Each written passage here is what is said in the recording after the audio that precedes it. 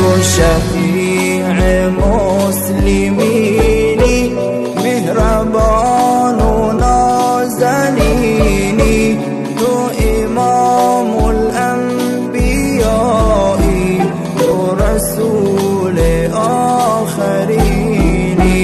عطر جاودان غایت رفته ای تا به قیامت، میرسد به تو درودم به مقام و روح پاکت.